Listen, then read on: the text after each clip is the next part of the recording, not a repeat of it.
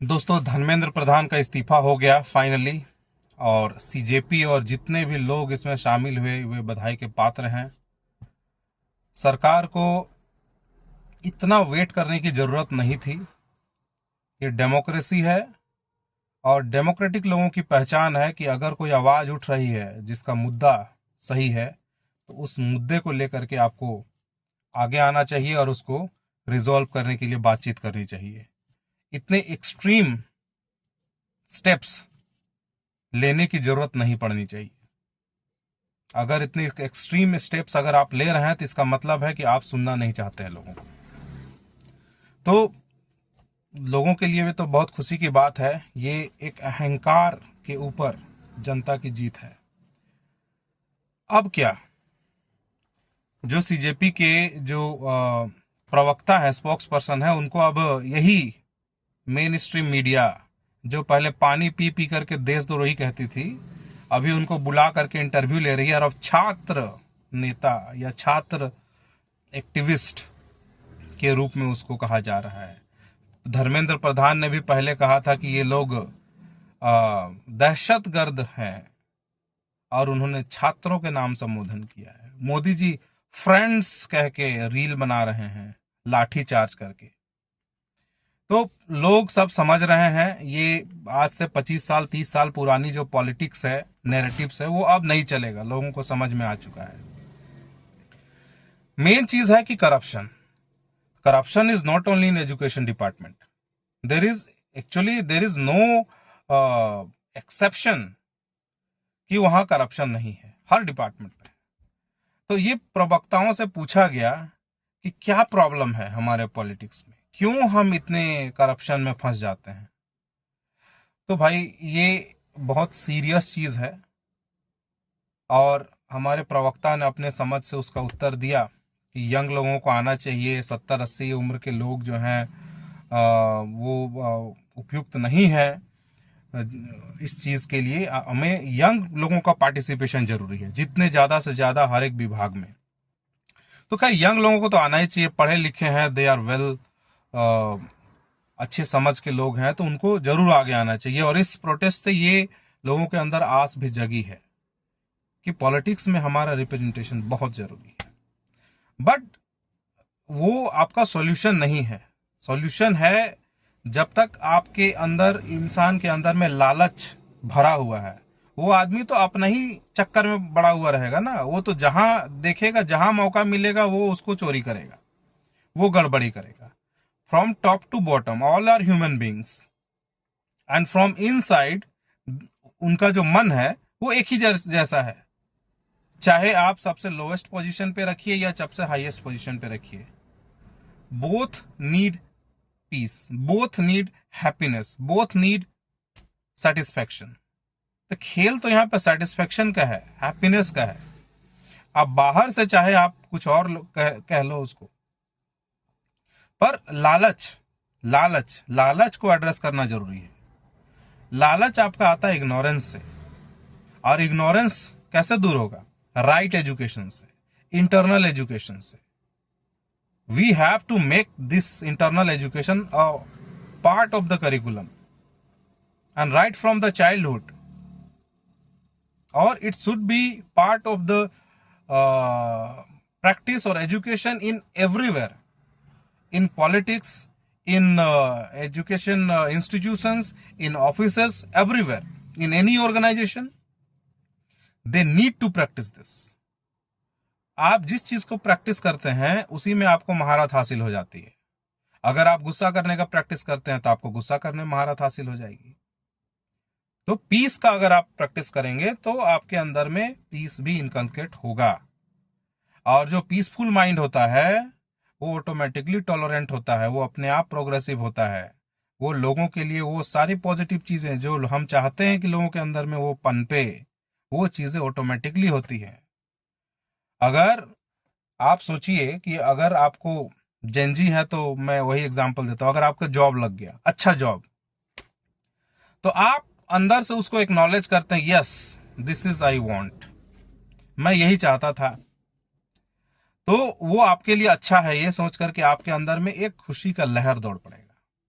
और उस दिन अगर आप किसी गरीब व्यक्ति को देखें, किसी मजबूर व्यक्ति को देखें, तो हो सकता है कि आप उसको ज्यादा हेल्प कर दें बजाय उससे पहले।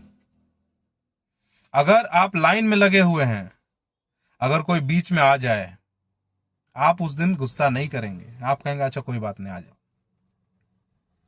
उस दिन अगर कोई आपसे गुस्सा दिलाने वाली बात करे तो आप उस दिन करेंगे कि आज मैं बहुत खुश हूं, आज मेरा मूड खराब मत करो। आप टॉलरेंट हो जाएंगे, आप पॉजिटिव हो जाएंगे। और वही आप दूसरा कंडीशन आप देख लीजिए, आप पेपर दे करके आए बहुत अच्छे से, आपको कॉन्फिडेंस आ रहा है कि yes this time I will break, I will crack the exam, और घर आए आपको कह दिया गया पेपर तो लीक हो गया। क्या रिएक्शन होगा? क्या क्या रिएक्शन होगा वो आप जानते हैं। और उस कंडीशन में आपको गुस्सा आना, घृणा आना, और उसके वजह से तमाम तरह के नेगेटिव इमोशंस जो है वो आना बहुत स्वाभाविक है और आसान है। तो जब आदमी अंदर से खुश नहीं रहता है तो वो नेगेटिव चीजों में सबसे जल्दी फंसता है।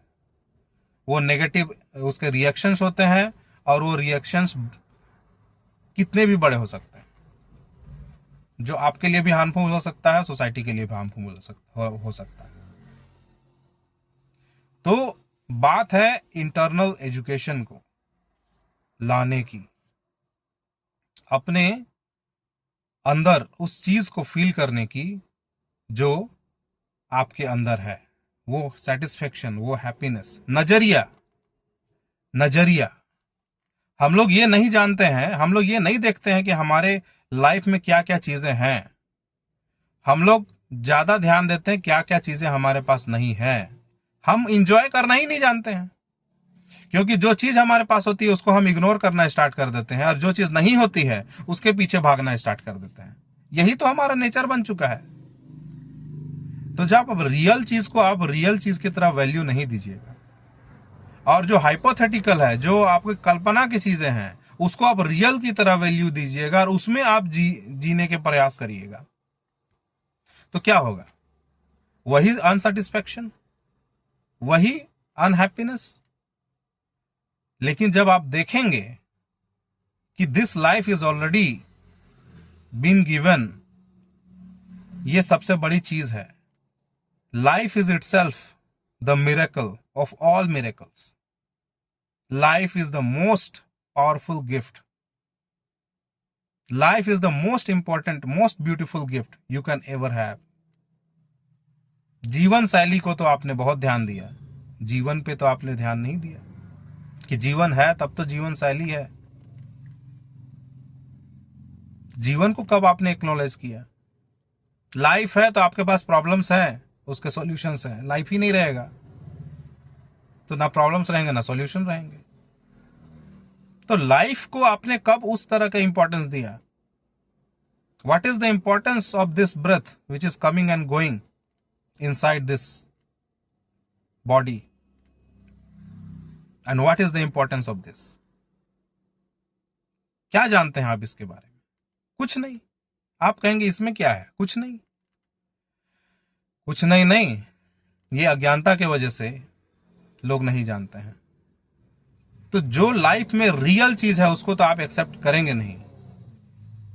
तो जब रियल चीज को एक्सेप्ट नहीं करेंगे, रियल हैप्पीनेस आपको नहीं मिलेगी, रियल सेटिस्फेक्शन आपको नहीं मिलेगी। तो understanding about the life is the important thing.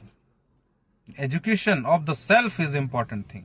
Knowledge of the self is the important thing. वो है पहला सीढ़ी, पहला वो नींव है जिसके ऊपर में आपका पूरा लाइफ खड़ा होता है।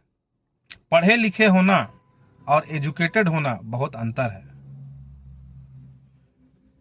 एजुकेटेड आदमी का बोलने का तरीका, उसका लहजा, that education is reflected in his every activity. उसके व्यवहार में, उसके चरित्र में, हर चीज में आपको वो दिखाई देगा। तो एजुकेशन इंपॉर्टेंट है, and internal education makes that education complete. और ये जब तक नहीं होगा तब तक आप मंत्री बदल लीजिए, आप सेक्रेटरी बदल लीजिए, उसके नीचे के सारे एम्प्लॉयज को बदल दीजिए, वही होगा जो होता आ रहा है। डर से आप कितने दिन तक दबाइएगा? आपके अंदर में एक ऐसी प्यास है सुख और शांति की जो हर जगह रास्ता निकाल लेगी, किसी भी कानून, नियम और कानून के साइड से रास्ता निकाल लेगी, उसका तोड़ निकाल लेगी। उसको जहां मिलेगा कि भाई हम इस चीज से खुश हो सकते हैं तो वो काम करेगा, पर वो मिसगाइडेड है मन के द्वारा कि मुझे इस चीज से खुशी मिलेगी। बाहर की चीजें ठीक हैं, होनी चाहिए, लेकिन ये अंडरस्टैंडिंग भी बहुत जरूरी है कि real piece, real happiness is inside. You can not deny this.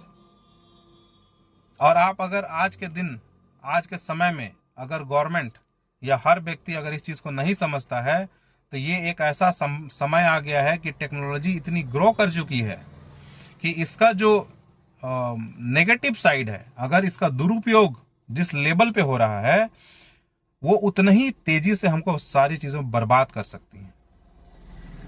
इसलिए ये समय आ गया है कि हम उस मिसिंग पार्ट ऑफ एजुकेशन को कंप्लीट करें, ताकि जो हम चाहते हैं कि भ्रष्टाचार मुक्त हो, सही डायरेक्शन में डेवलपमेंट हो, हमारा एनवायरनमेंट बचे, ह्यूमैनिटी बचे एंड डेवलपमेंट फॉर ऑल, जो सपना है वो पूरा हो सके।